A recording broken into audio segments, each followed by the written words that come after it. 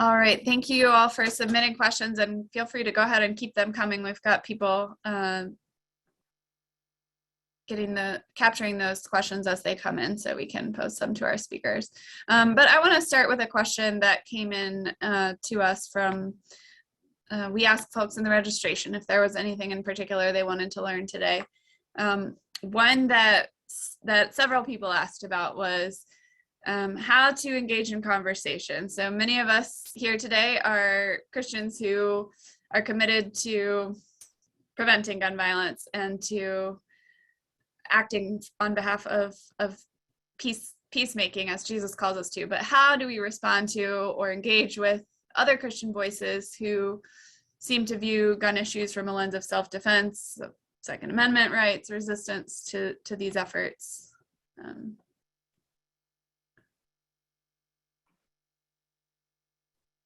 I'll be happy to go first. In that, I think part of the problem whenever we engage in these conversations is we always think we're going to try to change minds. And that's not necessarily the goal when I engage in conversations. You know, I share my points and in my position and realize that we might just disagree and try to, I think there's plenty of room and plenty of people that we can engage with. You know, as Shane said, that 3% of America is not really probably going to be people that we need to spend a lot of energy trying to shift, and instead find your, you know, the people like me who weren't doing anything, who were absent from the conversation, and empower them to be able to start being active to end gun violence.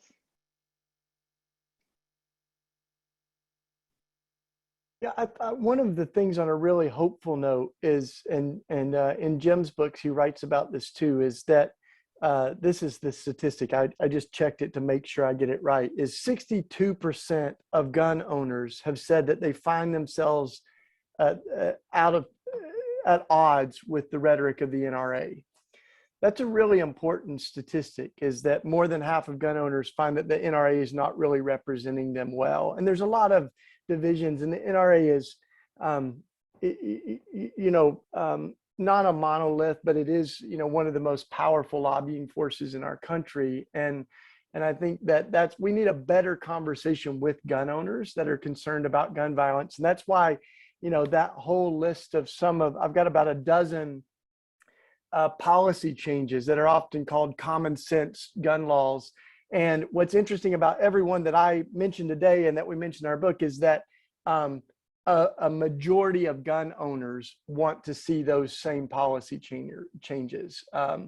So gun owners are not, they're not buying into the idea that if you take away AR-15s, it means the end of hunting in America, or they're coming for every gun, or some of the kind of rhetoric that's out there. The other thing I think that's really helpful is to look back at the Second Amendment. We write about this in Beating Guns, but when the Second Amendment was written, guns fired about 1 round, maybe 2 rounds a minute. Now they can fire over 100 rounds a minute. And yet the gun policies are one of the least evolved policies in our country, even though the gun technology has changed dramatically. And I always quote James Madison, the father of the Constitution, one of the authors of the Second Amendment. And listen to this. He said that liberty can be endangered by the abuse of power, but liberty can also be endangered by the abuse of liberty. So one person's unrestricted rights to own as many guns, whatever guns, anything they want, can begin to infringe on another person's right to live. And I think that's kind of the dance that we need to have this conversation is that, I mean, the Second Amendment had the words well regulated written into it for a reason. And yet it remains one of the most unregulated industries in America. There's more restrictions on toy guns than there are real guns. If Deanna shoots me with a Nerf pistol and I lose my eyesight, I can sue her. and I can sue Nerf, the manufacturer of that toy gun. But the immunity of the gun industry is unprecedented, and that's hopefully changing. But I think those are all of the things that have been not just random, but very carefully architecturally like built into our policies and protected and exploited by the gun industry. Thank you. And that actually leads into another question a lot of folks have. So, you know, we've talked about policy. Of course, policy is not the only thing that you all are offering as action that we can take as Christians, but it is one of the actions that we can take is legislative advocacy. And so Shane mentioned several common sense items, but are there particular legislative policies like going on right now that have traction, or are there you know, specific issues that you would draw our attention to in terms of advocacy, both locally, whether it's in Virginia? We've got folks lots of places, but locally or federally. Yeah, I've found that locally is really the key right now for the most action, and the best people that are doing that, in my opinion, is Moms Demand Action. So I recommend that people find your local Moms Demand Action chapter and see what type of work they're working on and see how you can join with them. I also think that one of the most important policy efforts that we can do that's being asked, folks are worried about the gun violence in communities of color or in our inner city. And so to also, you know, realize that police violence is gun violence. And as a mostly white congregation that I've been part of, you know, is that to start asking ourselves, like, what is our reliance on systems of force and systems of violence, and how are we contributing to that? Because what I hear, we also need to be listening to the voices of those most impacted.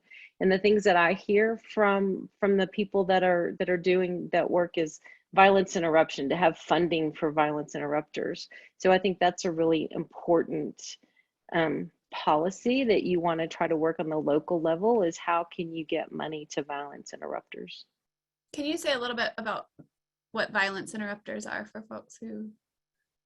Yeah, so they are people that are from the community, that are in the community, and they know whenever violence is going to happen, that oftentimes what happens in group violence or urban violence is there's certain players that are involved, and the violence interrupters are from the community and they know, so they go in and they try to work new ways to solve problems. It's this easy access to guns that are, you know, creating the problem, as well as just simply, you know, poverty, trauma, all the things that come along with oppression and just the decades that we've done of defunding these areas. And so to be able to start pouring resources into the areas, because we don't have a gun violence problem in the same way in areas that are resourced as we do in the areas that are not. And one of the things that they're over-resourced with is in policing. So to be able to decrease policing and increase resources for other services.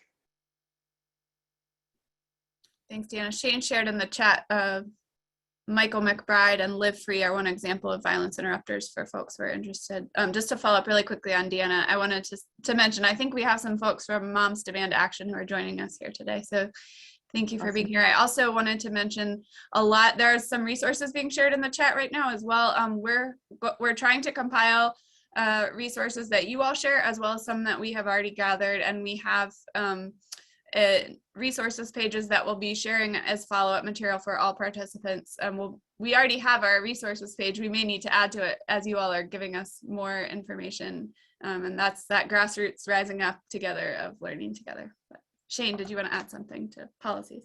Just briefly, that you know, there is a very particular part of this that's local, you know, figuring out what's happening in our own communities, what's happening, what are some of the bills that that might save lives in our communities. But there is a federal part of this that has to be addressed too, because they intersect. And this is how. Philadelphia as a city would love to ban assault rifles. And this is not just a theory. We had an AK-47 shooting 1 block from my house, like 40 rounds that were shot in less than a minute, and 2 lives were lost. It could have been even more, but those 2 lives were tragic, right? And I heard that, so that was like, we would like to not have AK-47s, just like we don't have grenades. Ironically, fireworks are illegal in Philadelphia because they could be dangerous. But you can still have an AK-47. So those laws, when they are passed, are challenged by the gun lobby and folks like the NRA, and they will overturn local laws using, federal legislation, saying that Philadelphia's law violates the Second Amendment. So I think that's why it's just helpful to see how, our local and our federal government intersect on gun violence. And that's why it's also really important that we engage on both levels.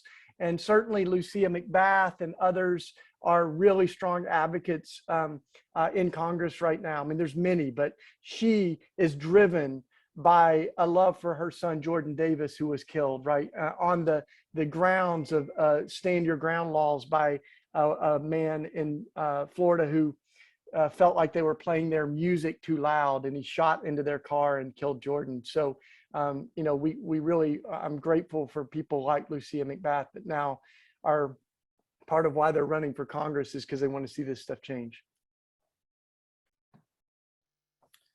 Thank you. One thing that folks are naming is that there are so many, even policies, but also just so many different ideas of where to start and what actions to begin with for those of us who want to do something about this. If you had to tell us where to start, what would you recommend? Well, I would say, one of the challenges that I've experienced in talking with churches is oftentimes, the resistance to want to be engaged with gun violence prevention work. And mainly it has to do because they're worried about it being political. And so that's how we have really tried to narrow that down to the 2 things that we know churches can do, and it's not political. And that's how I said, start with normalizing the ask. That we need to be able to, every time you go somewhere, to be able to ask, is there a gun here? This is the work that's happening in Texas right now. When we had our concealed carry laws dismantled, that now, people can take a gun anywhere, is being able to go to those businesses and say, what do you allow for guns to be here in these premises, and to be able to make decisions about where we go, where we allow our children to go. Family homes. This is where we had the custom that was in our household, was that the guns were just stored in the closet, and that was considered normal. And so to be able to ask your parents, your grandparents, how are they storing their guns, and make sure that they get locked up so that there won't be access. I asked my dad, I said, do you know if any of your children or your grandchildren are suicidal? And he didn't. What about if somebody breaks into your home? You're going to be contributing to the stolen guns that are out there. And so I think there's a lot we can do just by starting with everywhere we go and normalizing that ask. And then whenever the guns can't be stored safely, then to get a chop saw and become a chop saw church and start being a place where they can be dismantled. I think those are 2 of the most powerful things that churches can do. And when you do that, you get to hear the stories. And it's those stories then that motivate us to see that this isn't political, that this is about human beings and the lives and what they're, that this is impacting lives. And then that then motivates us to be able to speak to our legislators and to take that advocacy action. One of the things that we can certainly do is make this personal by amplifying the voices of the people who have been directly impacted. And that's why when we do the public blacksmithing transformations, where we demonstrate a gun literally being transformed into a garden tool. It takes us about an hour or so, but we center testimonials and stories. And I think that's what moves people in their heart. Sometimes our heart moves and our head follows, and I think engaging people both in mind and heart's important. But realizing that these are human lives that are at stake, and as many different ways that we can emphasize that, the better. So we've had military service members who come and beat on guns as a declaration to end war, and also as a recognition that the biggest cause of death for military service members and veterans is not combat, but suicide. Many of them that have been traumatized by war that then take their own lives. We've had police officers in Washington, D.C., the police chief, Chief Conti, came and beat on guns with a bunch of young people, and it was really powerful. And likewise, as Deanna said, we've remembered those who are killed by police.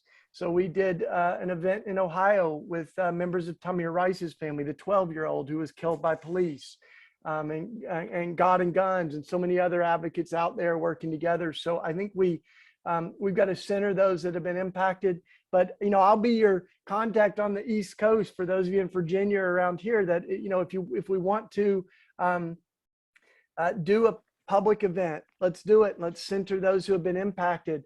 We're also really excited to train up more chop saw churches and more disarming sites, safe surrender sites. They don't have to be churches, community centers, mosques, synagogues that are trained in how to chop and decommission guns. So we just did that in Philadelphia. We did a full training that we've captured on video to show exactly how to safely and legally decommission guns. So we would love to make that easier and make our streets safer by doing that.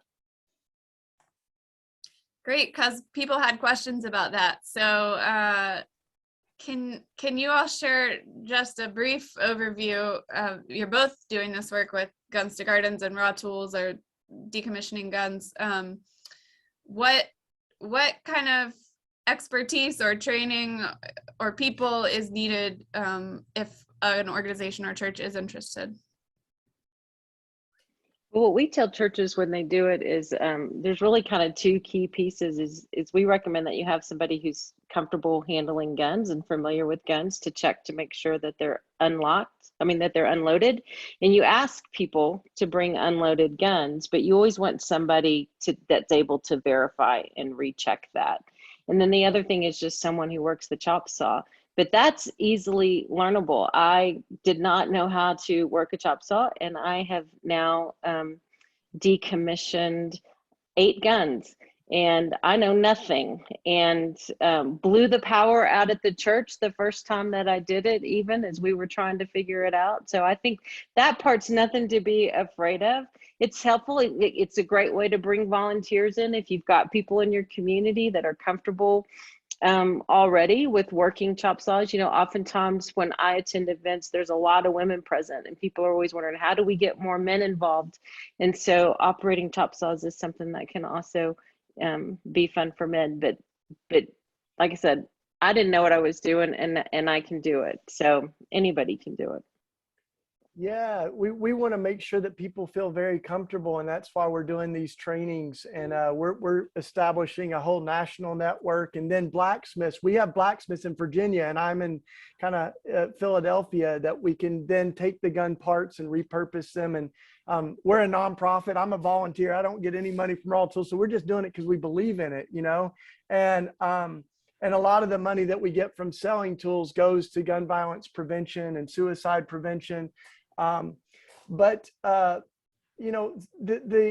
thing is that we just want to make it easier to get rid of unwanted guns, and it's not very easy. And so a lot of congregations can kind of do it differently, right? So some are very ambitious. They may do first Saturday of the month from 2 to 4, and no one's dumping guns. It's not like they're putting them on the front step of the church and leaving. All this we do in the training, but the gun owner never leaves the gun until it's no longer a gun. It's considered scrap metal. And so they're always with it. There's no exchange of weapons. And so we, train folks in how to chop a handgun, which is different from, an AR gun, which is different from a hunting rifle.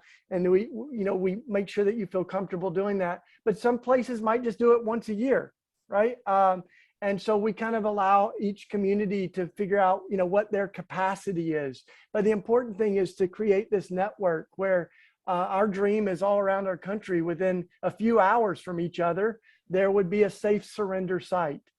And someone mentioned in the chat that folks that get rid of the guns may not be the dangerous ones.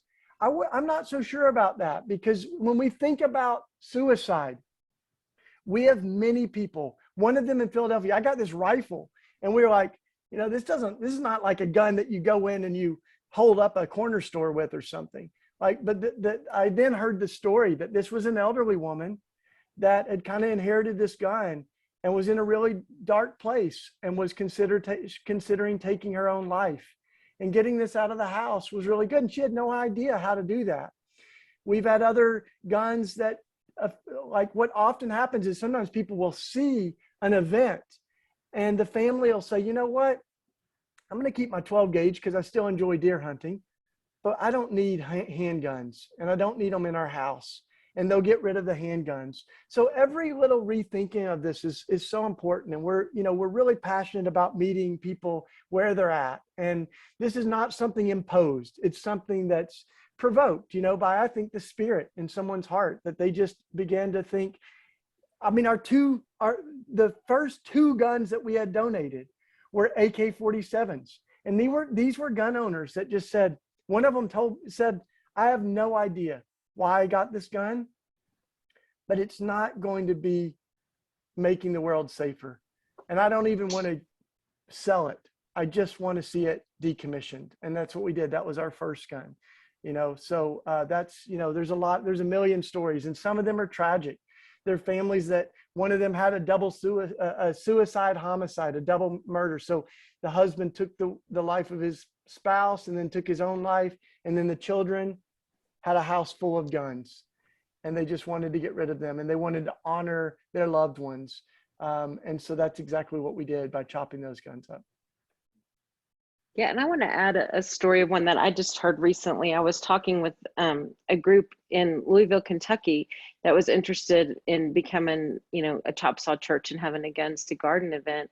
And I was in conversation with a violence interrupter who took a gun away from a kid in the neighborhood, that could have done harm with it. And he took this gun to the police station thinking he could get rid of it. Well, that police station worked so that they wouldn't take the gun. They couldn't take the gun because of laws that were in existence without having an owner attached to it. They wanted the kid. And the violence interrupter was like, no, I'm not going to give you the kid. And he also said that the way Kentucky laws work, that any guns that were taken in were going to be put back into the marketplace. And so it all depends on where you are and what type of impact you can make. And as Shane said, any impact is better than none. And to be able to begin to shift that culture into the way we think about guns and who it is and what the story is. We just don't know what the story is going to be for why somebody changes their mind. But the point is, right now, there's no option for them other than to return it to the gun market. Like I said, that gun, unless you can take a hammer to it, and as this violence interrupter told me, he was like, I've tried and I couldn't destroy it. He was so excited to know that I had an option for him for a way to get rid of this unwanted gun because he didn't have one.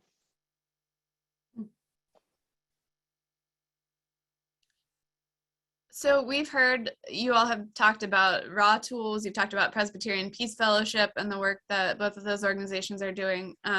We've also heard about Moms Demand Action.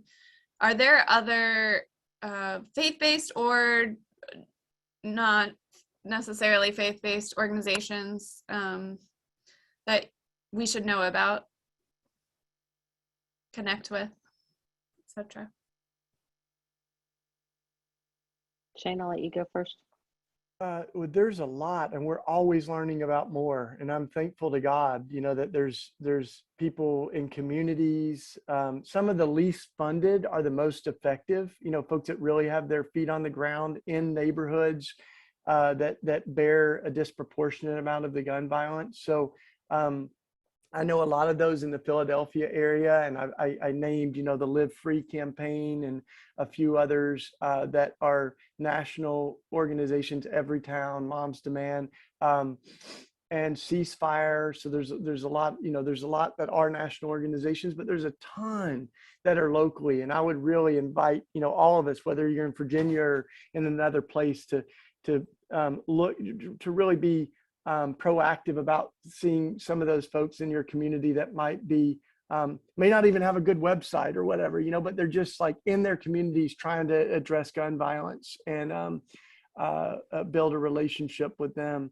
And just one other thought too is that it's important to remember that suicide is about 2/3 of our gun deaths. And so while mass shootings kind of capture our heart in a really catastrophic way, as they should, they're less than 1% of the overall gun deaths. Mass shootings are less than 1%. And the reason that suicide is also really important is that, and this is kind of taken new urgency in the pandemic, is having a gun in the home or having access to a gun makes all the difference in the world when someone's thinking of taking their own life. Over 90% of people who try to take their life with a gun die. Over 90%, almost all of them die.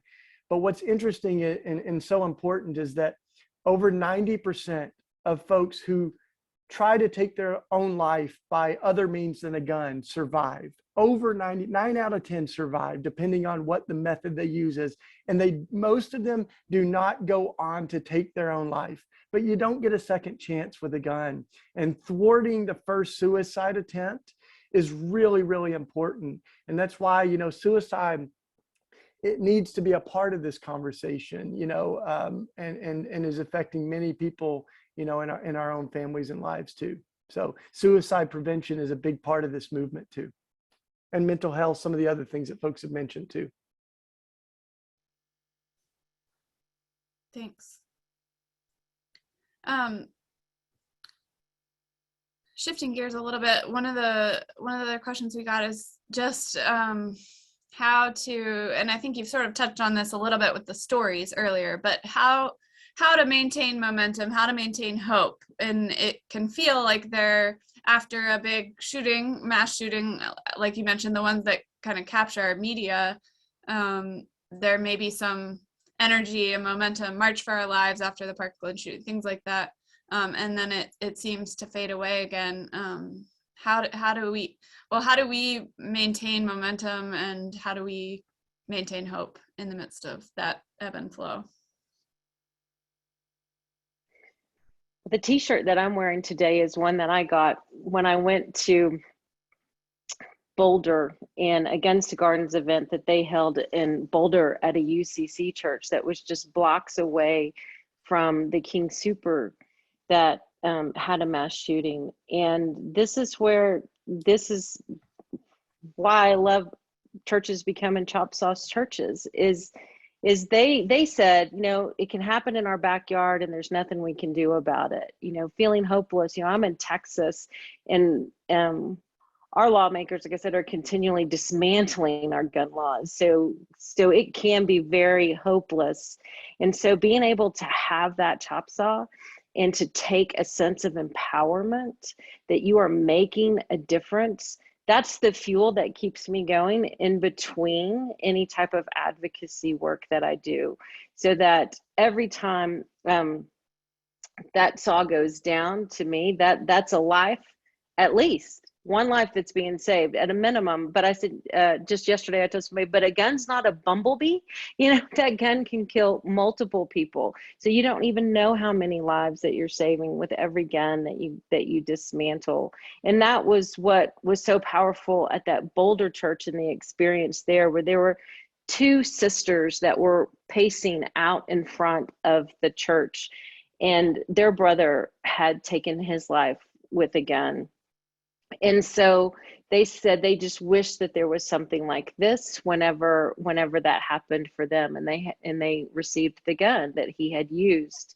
It brought that community together for a time of healing and a time of empowerment. And that's one of the things that we know about trauma, is that trauma, we shrink and we start to feel helpless.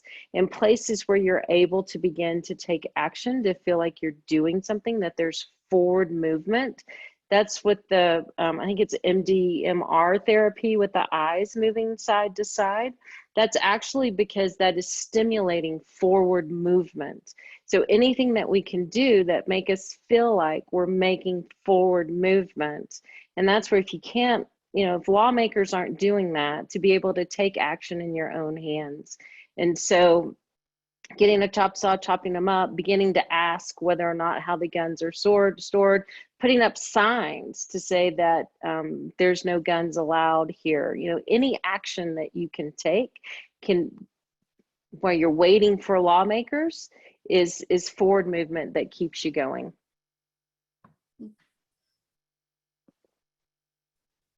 Thank you.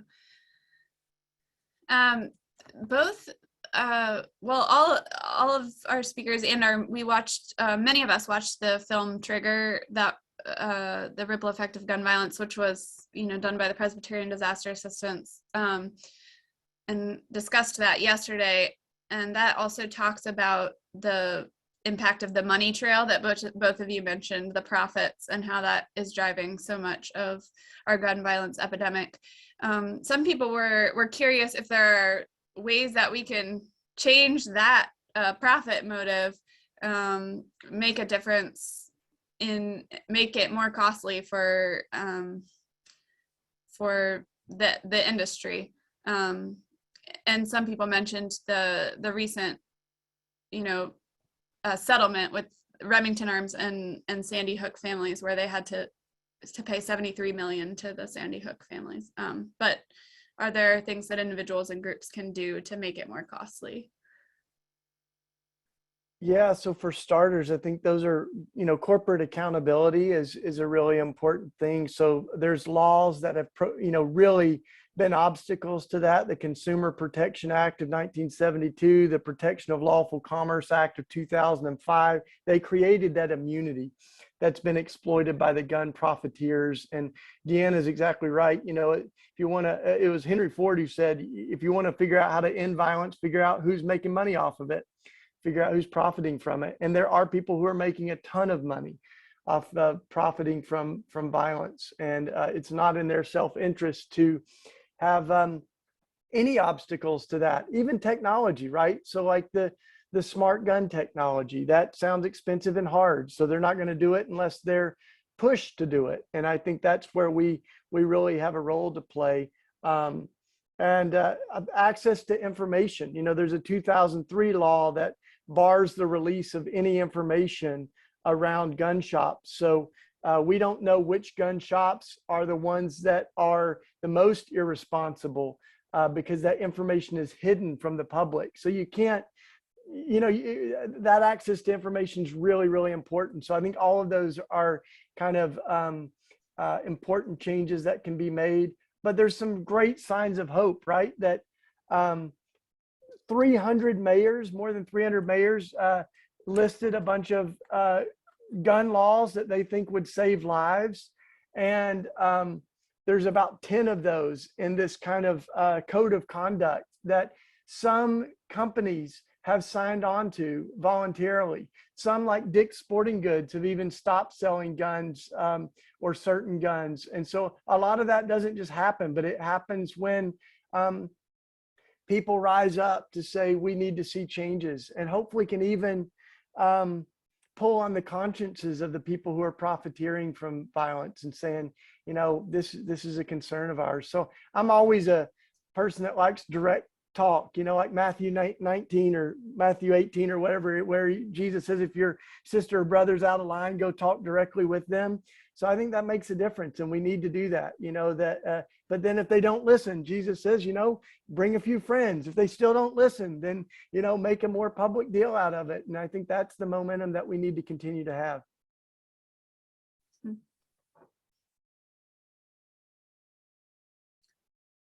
Thanks. Let's see. So going back to policy and advocacy for just a moment, there were some more questions about that. And one is, I think these two are related. So does it make a difference? Does writing a letter to a congressperson or a local delegate make a difference? Or are there other ways to go about advocacy? And in that in particular, how might we support and encourage representatives who are worried about alienating their base somehow, who may be sympathetic, but Deanna mentioned Beto O'Rourke wondering, could you run on a gun violence platform in Texas and win? So any thoughts on that? It's interesting. I listened to Beto yesterday. He was actually in Dalhart, Texas, and every question that was asked of him was, y'all all know I said I'm gonna take your guns away, right? AR-15s, that he was gonna take them away.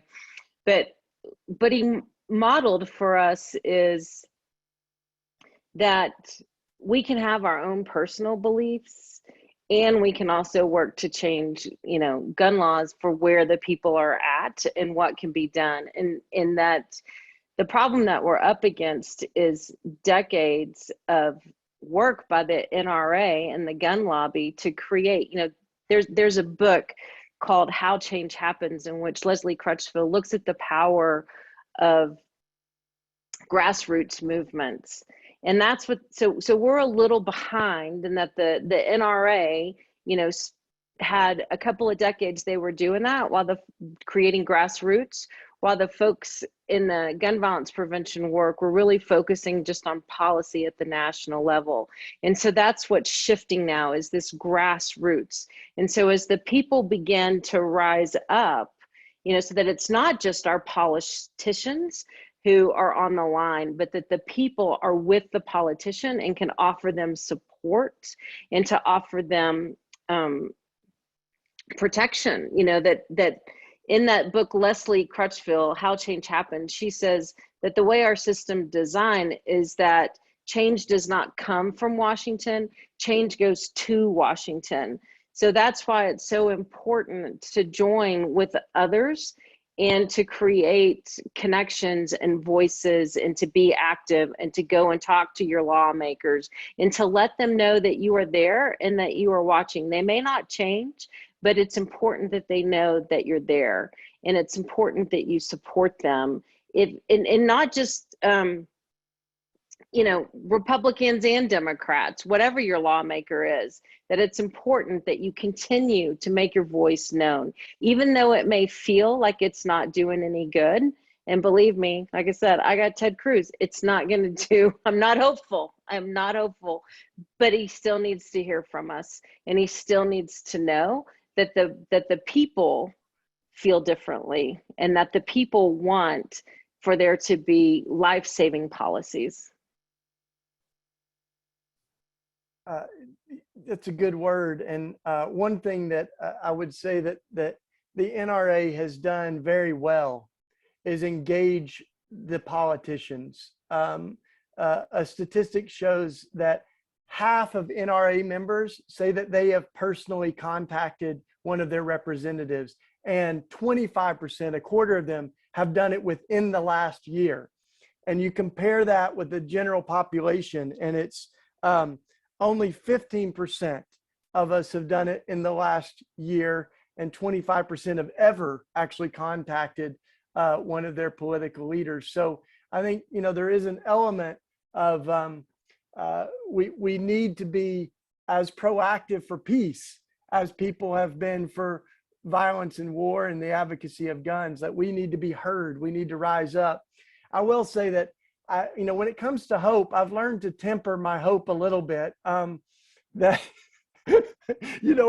I thought like, some of these changes really need to come at the Supreme Court level, like rethinking the 2008 ruling in Heller or the death penalty. We were really hoping that the Supreme Court might at one point rule differently on the death penalty. I believe in miracles, but I'm not going to wait on them. I'm going to also like keep moving. And I think that what we're seeing is a growing number of people who are really, really tired of the status quo when it comes to gun violence and the death penalty. And in Virginia, you're one of the signs on the death penalty, right? The first formerly Confederate state to abolish the death penalty. You did it last year. So I think it's a sign that things can change. And but it happens when we rise up, and I think it also happens when we amplify the people who have been so impacted by the injustices. And Dr. King said so well that the church is never meant to be the master of the state or the servant of the state. The church is meant to be the conscience of the state. And I think that's what we need to be. Is we're not waiting on the state. We're not putting all our chips in. We're going to be the conscience and continue to amplify the blood that's crying out to God from the ground.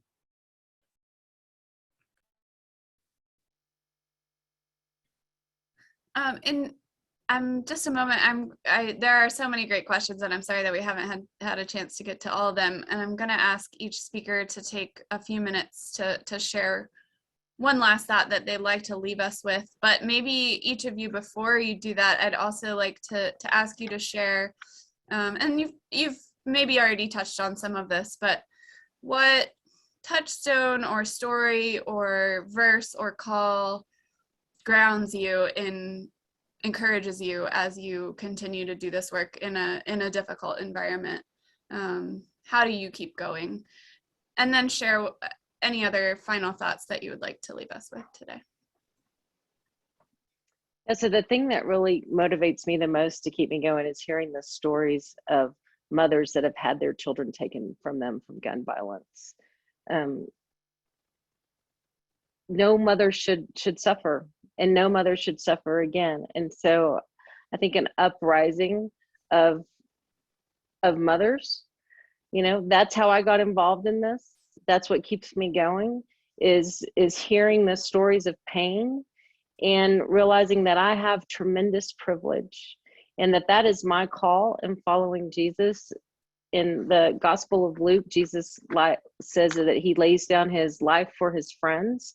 So that's how I feel that I embody my baptismal promises in following Jesus, is that I lay down my privilege and I seek discomfort and the discouragement that sometimes comes with this work, because I haven't lost a child, so I can fight and I can keep going for those that are in pain and those that are grieving.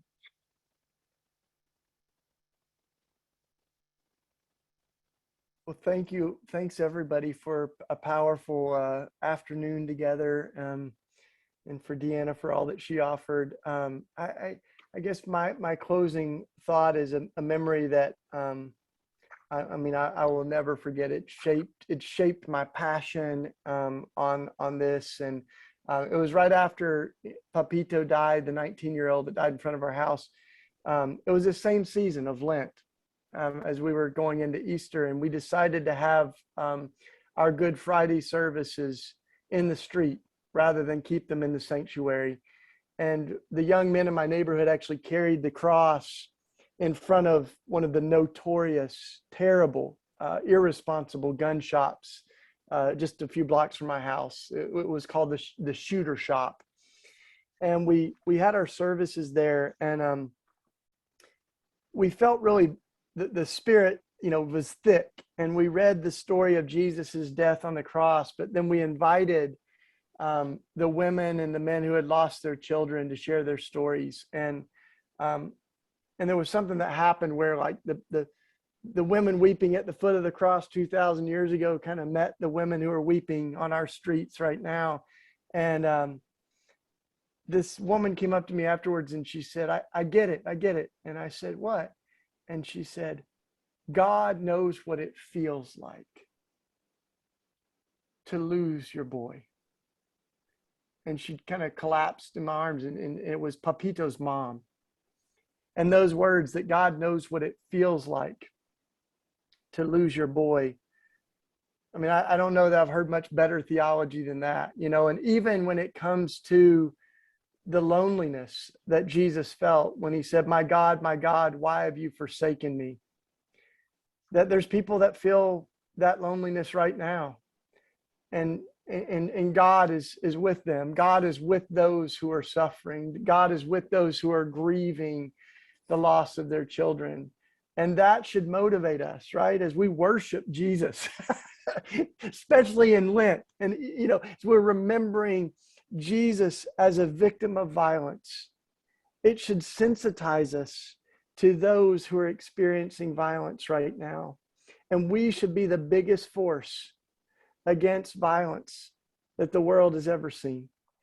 We should be those who are standing with those who are broken, as Jesus was broken, as Mary was broken, in the violence that we see. So I mean, that's where I get my hope. Is I like the old hymn, my hope is built on nothing less than Jesus' blood and righteousness. And yet that hope that Jesus left all the comfort of heaven to join the suffering, the heartache here on earth, that gives me the strength to wake up every day, you know. And of course, we know the end of the story, that it was a triumph of life over death and love and mercy and an empty tomb. But the cross is a huge part of that. You know, you can't have an Easter without a Good Friday. And so I think we're living with a lot of people right now that are living in Good Friday. And we can be Easter people, but we've also got to walk through Good Friday with them. And so let's keep doing it. Amen. Thank you. Thank you both so much for the time that you've shared with us today. In just a moment, we've had some folks talking about how important this, it's really neat actually to see how many different organizations, how many different places, how many different individuals have come together today. And our hope is that as our adult discipleship committee conceived this event, our hope was that it would be a beginning of something, that it would lead us all to feel equipped for at least one next step of, as we leave here today, that it wouldn't just be an end or a one-off moment for us. And so there will be follow-up. You'll receive emails from us. We have a web page trying to gather some of these resources, and Pastor Ben will talk a little bit about that in a moment. But I just wanted to name the gratitude for this community of people from all over who've been drawn together, and hopes that these kinds of spaces can continue to be made. And in gratitude to both of our speakers for helping us create this space today and in so many other places. The last flash response that we'd like to do today is to return to the question we started with at the beginning, but maybe you've heard something new today. And so what one word, theme, or phrase comes to mind when you think about what you could do, what you can begin to do to prevent gun violence? And as that comes to you, may only be a beginning. You may still be formulating it over the time as you process what you've heard today and look into some of the resources. But go ahead and share that in the chat as you think of one way you can begin to respond.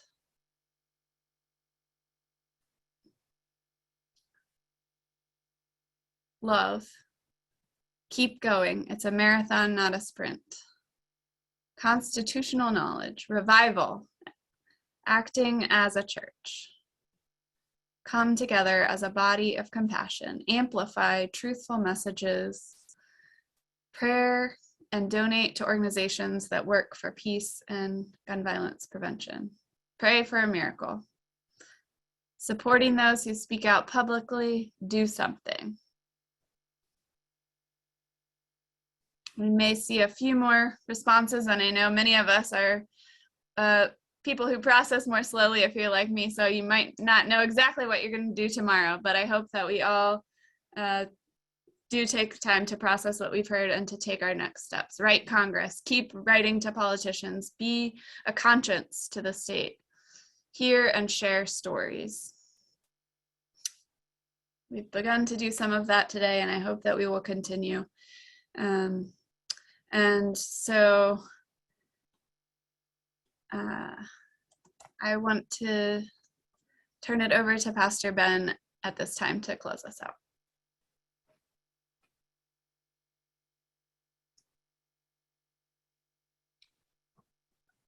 Thank you, Katie. And before we pray and close our time together today, a few additional thank yous. I want to be sure to thank our Adult Ed Committee and especially Grace's conference planning team, without whom none of this weekend's events would have been possible. Special thanks to John Soden, Philip Speece, Yvette Moy, Linda Hitchens, Beth Jenkins-Smith, Nelson Thurman, Amy Trawick, Kathy Drinkard, and Warren Clayton, and Reverend Katie Murkison-Ross for many meetings and countless hours of prep work and promotion. We're also grateful for the preparation and assistance of yesterday's film discussion facilitators, Cindy Bryant, Pam Evett, Donna Lucas, John Machado, and Calvin Wilder. And I list all of these names to show you how many gave their labors to make this event happen. Thanks to Becca Tyvel of Peace Catalyst International for her work behind the scenes today. Becca joined us from South Africa, so it's quite a bit deeper into the day for her. Once again, thanks to our sponsoring partners, Presbyterian Peace Fellowship and Perceptions Exploring Gun Violence, especially Deepak and Karamath. And of course, one more great big thank you to our speakers, Reverend Deanna Hollas and Shane Claiborne. You have given us much to think about and much to set our sights upon going forward. Thank you for sharing your ideas. We at Grace will be incorporating these into our own next steps and resources page that can be accessed from the event web page on Grace's website. These remain a work in progress, so we will continue to add to our gathered wisdom. We'll drop some direct links into the chat box now, and we invite you to click on them now or in the future as you think about your personal or organizational next steps. Now I'll ask you to join me as we close in prayer.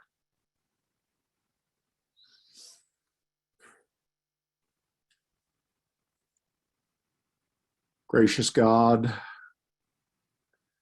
the film that we viewed and discussed yesterday spoke of the ripple effect of gun violence. Today we've spoken about the ripple effect of gun violence prevention.